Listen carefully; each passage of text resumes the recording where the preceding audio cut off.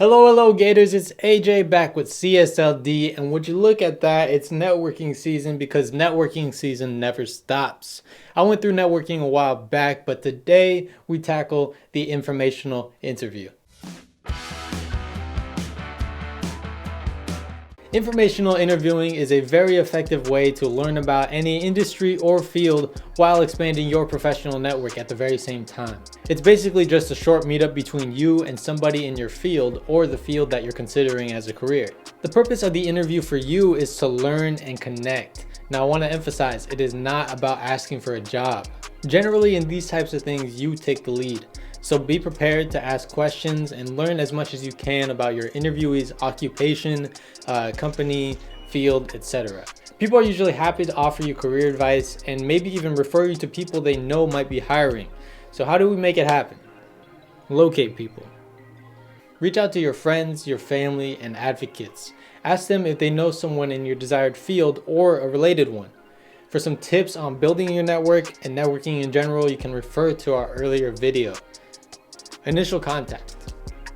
Through an email, introduce yourself and explain how you got the referral. Request a brief meeting to ask the person's advice about career opportunities within the industry. All right, here it is, the big day. Decide ahead of time what kinds of questions you want to ask. Just try to figure out what's important to you and prepare questions to learn about that. Now, I bet you're wondering what an informational interview looks like. Well, I'd imagine it go to a little something like this. Hi, Orlando. How's it going? Nice to meet you. Same here, AJ. It's also nice to meet you. I'm glad we had this chance to catch up real time. Yes, definitely. So yeah, I just wanted to ask you a couple questions. Just basically gather some information from this meeting. First off, what is involved in your typical day on your job?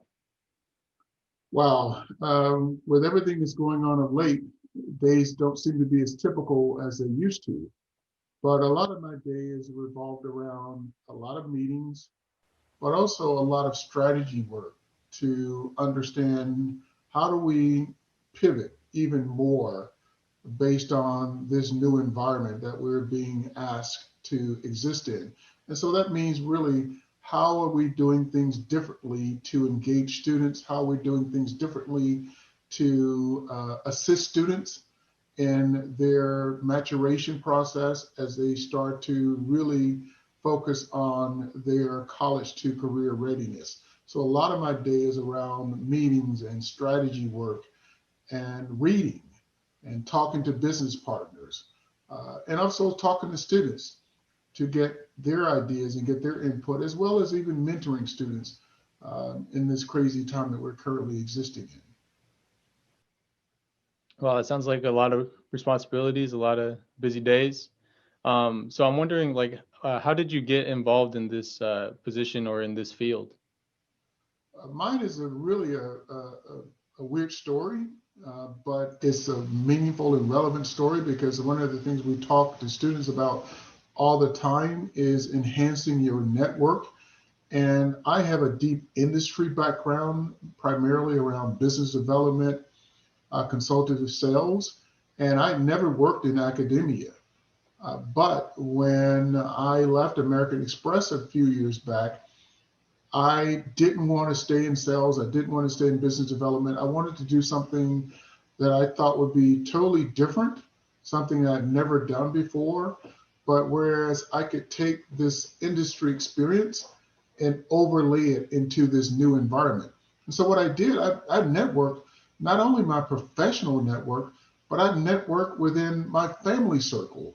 And so there has to be a willingness to let people know what you're looking for. They may not be the expert themselves, but you want them to have you top of mind if they see something. In my particular case, my mother in law's best friend, at the time she was probably 70, 71 years old, she saw a position in the newspaper. And believe it or not, this was not LinkedIn. She cut it out of the newspaper. She wrote a note on it, put it in an envelope, and mailed it to me. And it was a position, a newly created position at the UC Davis Graduate School of Management. And what they were looking for was someone with corporate experience who could come in and help them deliver on consulting projects for their second year MBA students. And hence, I applied for the job, I got the job, and that's how I got into academia.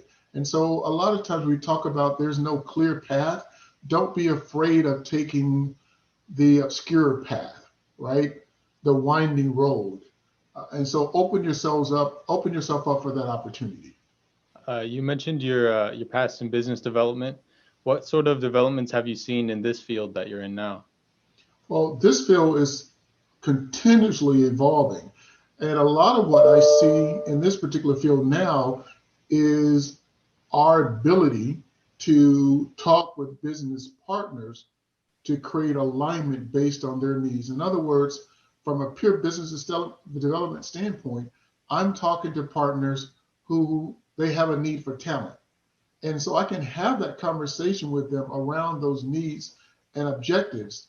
And I can easily come back to campus and say, okay, based on those needs and objectives, these are the type of students that we have that could help meet your objectives. And so that's a pure business development conversation.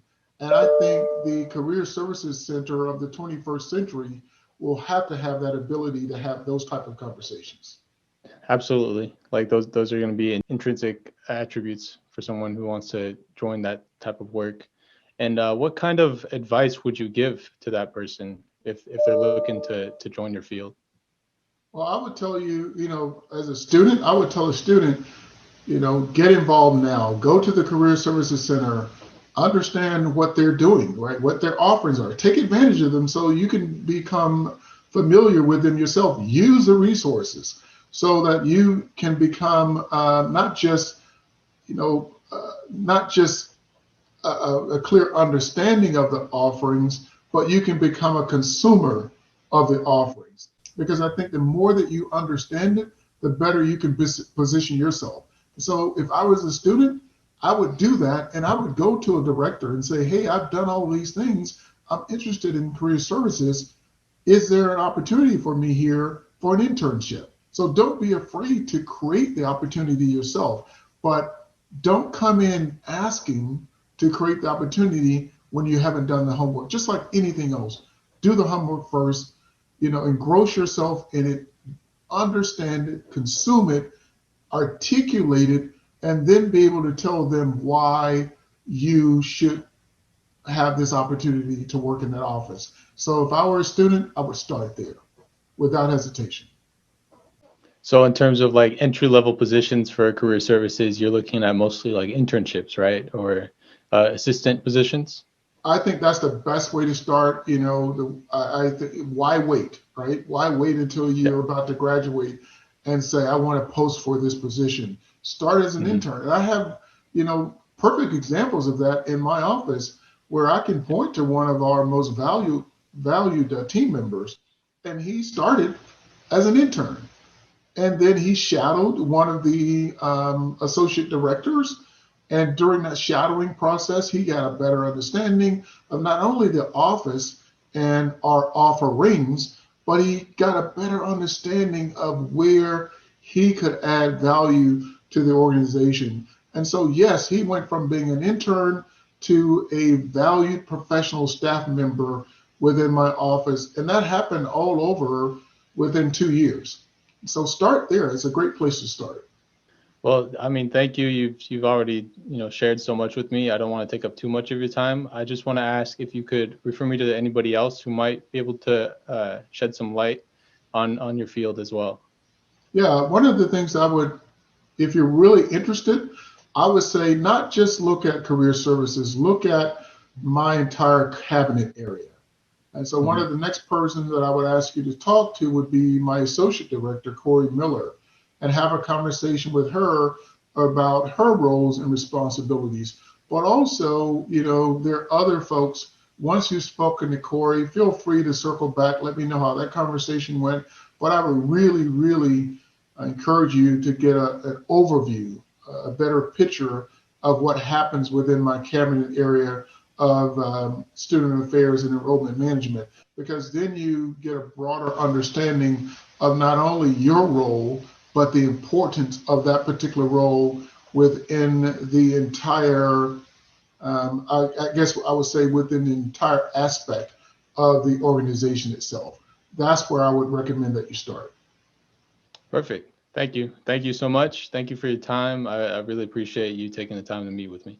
No, it's my pleasure. Again, if there's anything I can help you with, don't hesitate, reach back out, and we can keep this conversation going. But I congratulate you for your willingness to reach out and start the conversation. So congratulations to you.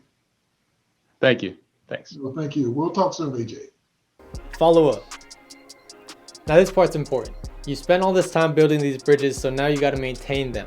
Write a personal thank you note or email to everyone you talk to throughout this process. This is a great opportunity to thank them for their time, restate briefly what was most helpful to you, and say that you would like to keep in touch. All right, that's all I got this time. For more information and resources, you can visit csld.sfsu.edu.